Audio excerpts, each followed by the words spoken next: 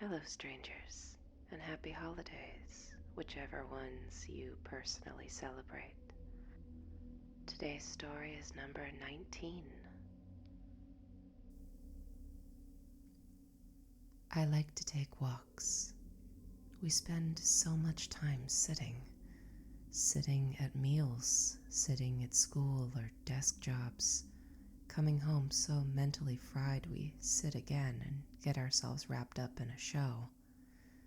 Life can feel sort of cramped if you don't get up and move around.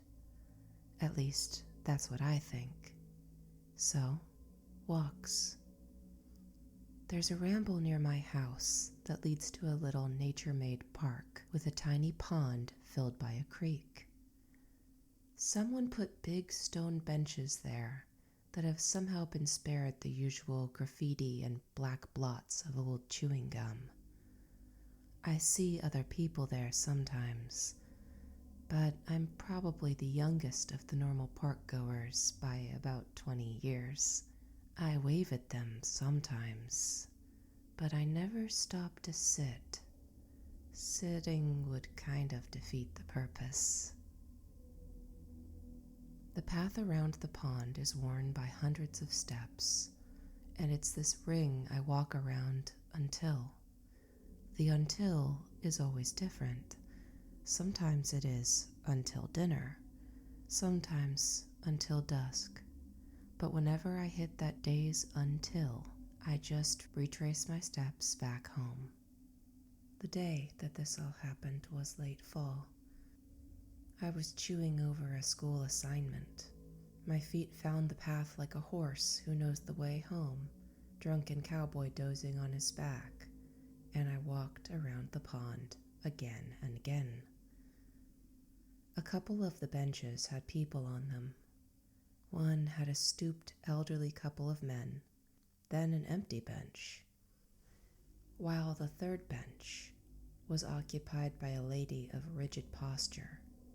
She was wearing a long dark coat and cheery red sunglasses, Wayfarer knockoffs.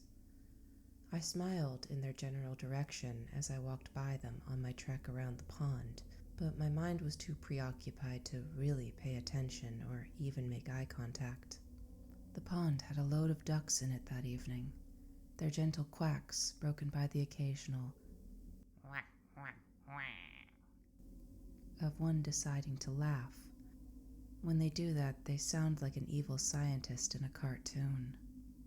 But as I kept it moving and didn't appear to be a threat to them, their flock remained in place, half in the shallows of the pond and half on the embankment. I must have made quite a few laps around the pond. After one particularly hearty, evil duck laugh, I looked up and saw the sky had gone night. All the dusky glow of the day was finally gone. I looked around. The two older men were standing up, pulling their coats around them and preparing to leave. Maybe the duck had sort of signaled the late hour to them as well. The lady in the long black coat still sat. Her posture was perfect like a palace guard, and all the ducks had abandoned the rapidly cooling water of the duck pond, waddling up to the bank to nest down under a sycamore. I glanced at them, about to turn on heel, but something caught my eye. I stopped, and I took another look. There was something breaking up the pattern of snowy white bodies. I looked closer and saw there was one duck whose white feathers were blotched, mottled with something dark. I came closer, the ducks backing away as I approached, not like they were scared, but like they wanted to see what I was up to. As I got closer to the duck, the moonlight glinted across its back and wings. Whatever was on the duck looked like paint that had dried in places, but was still tacky in others. I knew from school that bird feathers coated in anything could be really bad news for the bird in question.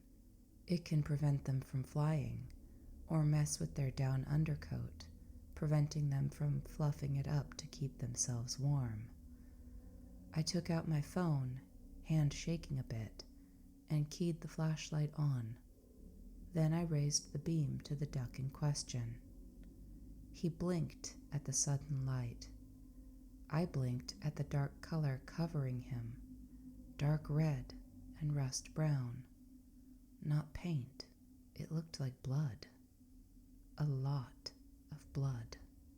Had someone hurt him? I knew the Boyd brothers down the street were infamous for all kinds of petty crime.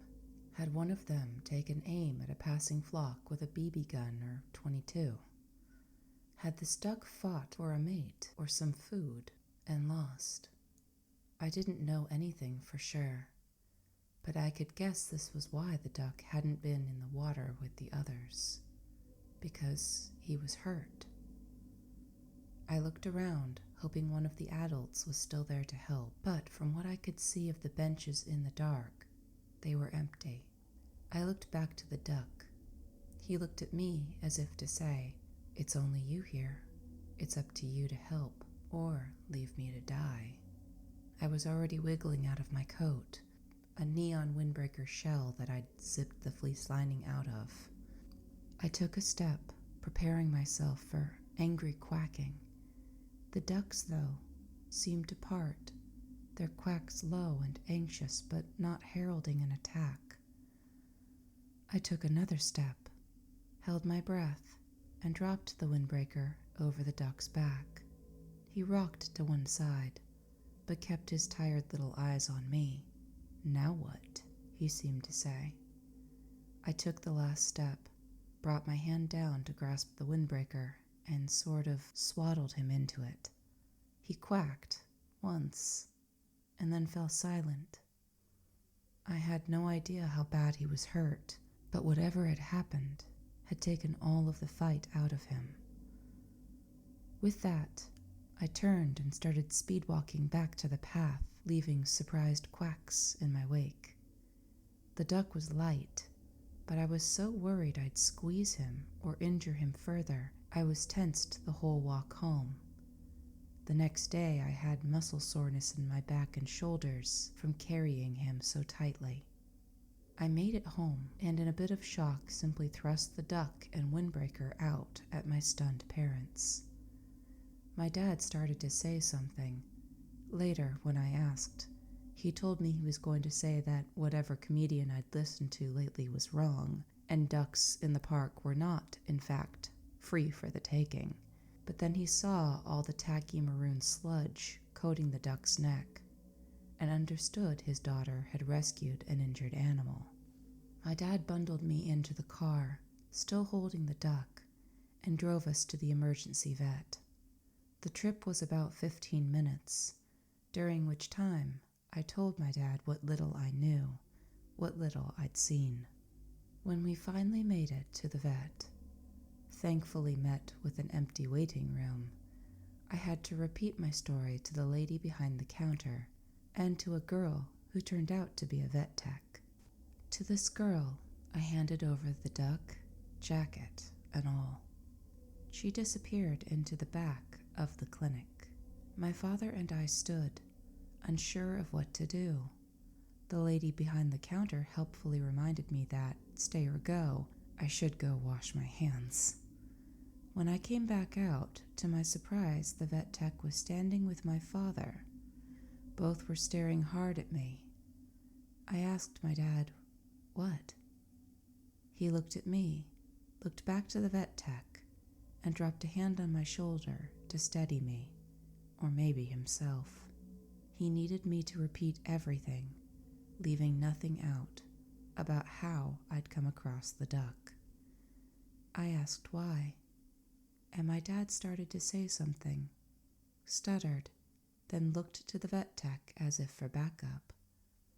She looked at me, eyebrows raised with concern, and told me that I was right. The substance all over the duck was blood.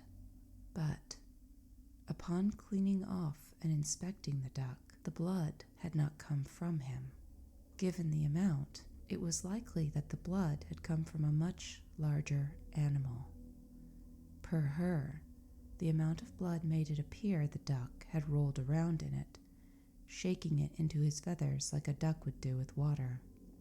The lady at the desk called the police. I bet that was one weird call from dispatch. A patrol unit arrived a short time later, and I repeated my story for the 5th time.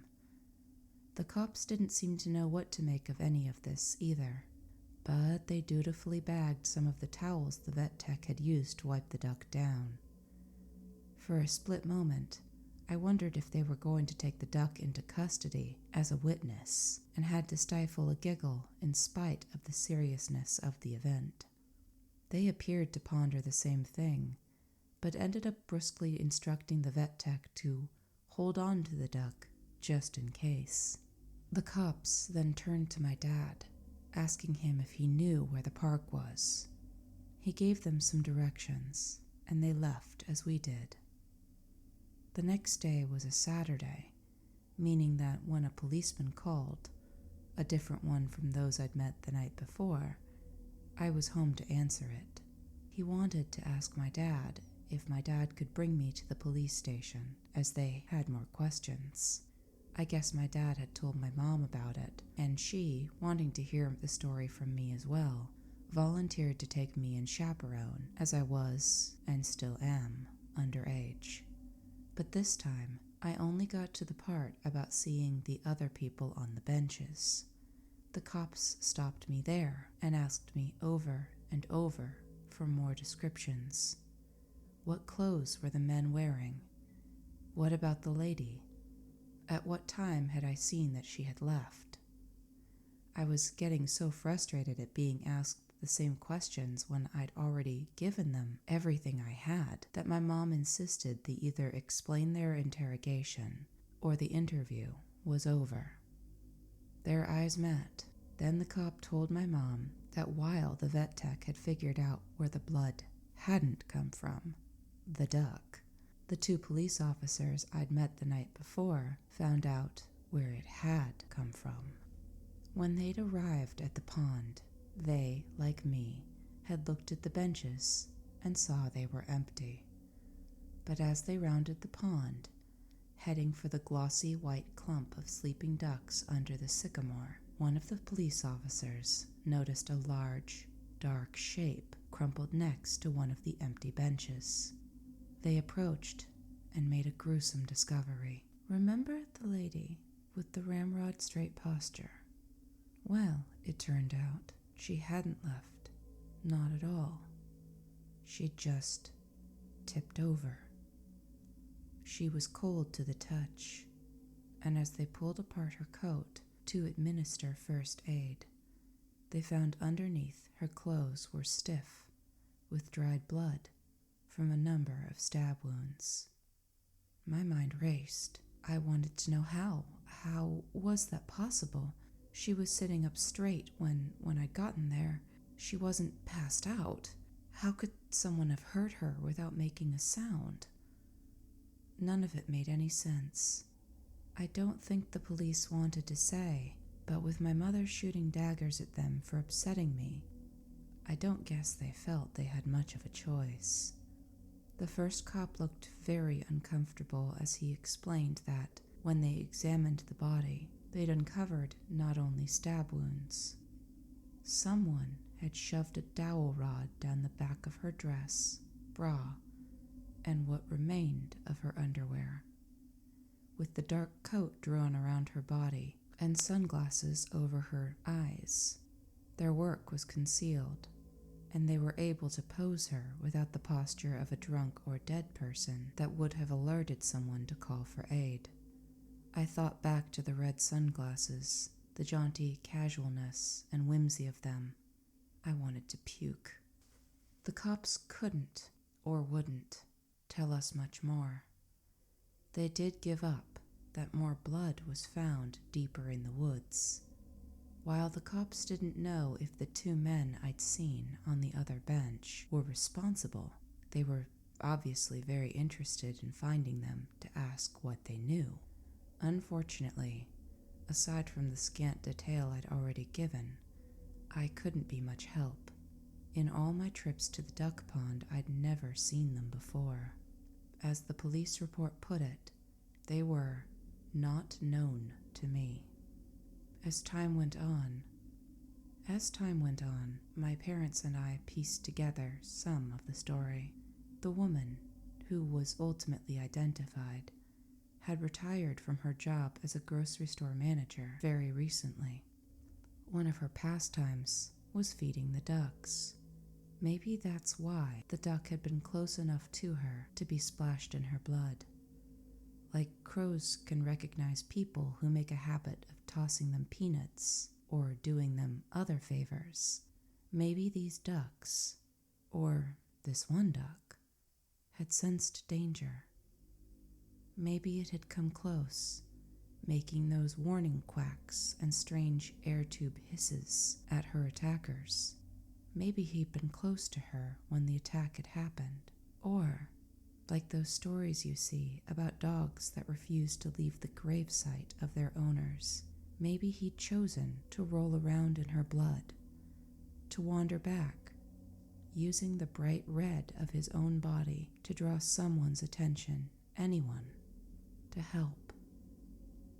Whoever hurt the lady was not known to me, but something, someone, was known to the duck. One day, I hope it's known to us too. I hope this finds you all well. Like, comment, subscribe, notify, any combination or none at all. Frankly, I'm just so happy you picked up and heard this story. Thank you. But I've got to run, and I bet you do too. So, between now and next time, take care, strangers.